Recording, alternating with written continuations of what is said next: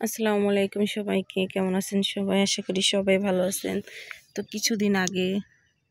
মাত্র কিছুদিন আগে রসুন লাগানো হয়েছে। দেখেন রসুন বের হওয়া শুরু হয়ে গেছে।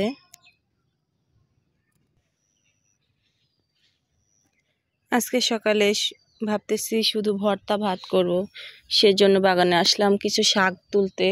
শাকের ভর্তা বানাবো।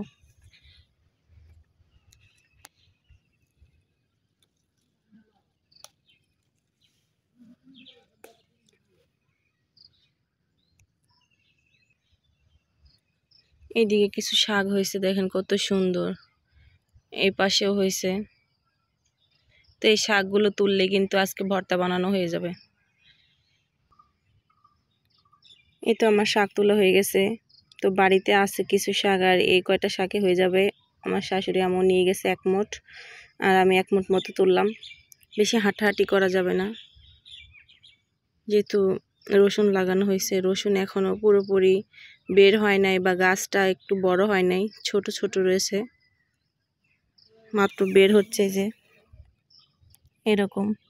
তো সারা বাগান হাঁটাও যাবে না, আর বেশি শাক তোলাও যাবে না। রসুন গাছ একটু বড় হলে পরবর্তীতে শাক তুলতে পারবো। তো এখন আমি বাড়ি চলে যাব।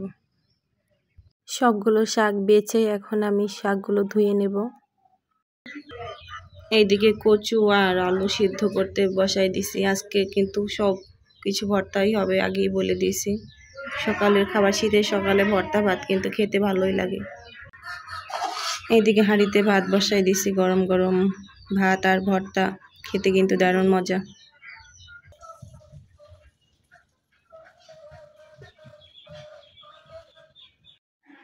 কচু আর আলুর সাথে সেদ্ধ করব 2টা ডিম। তো আমি 2টা ডিম নিয়ে নিছি। এখন আমি ডিমগুলো পানি দিয়ে ভালো করে ডলে ডলে পরিষ্কার করে নেব, যেহেতু বাজার থেকে কেনা ডিমে অনেক ধরনের ময়লা থাকতে পারে। সেজন্য আমি ডিমগুলো ধুয়ে এখন আমি কচু আর আলুর সাথে দিয়ে দিলাম।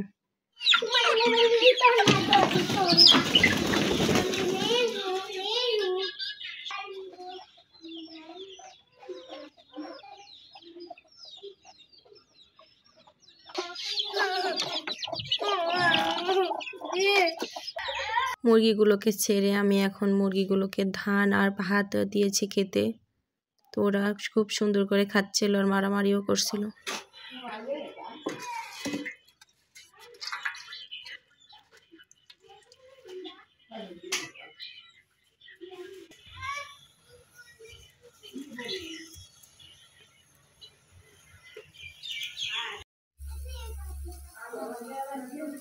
শাক সিদ্ধ করে এখন শুকনো মরিচ ভাজা, পেঁয়াজ আর রসুন ভেজে নিয়েছি তেল দিয়ে। এখন এগুলো সব বেটে ভর্তাটা তৈরি করে নেব।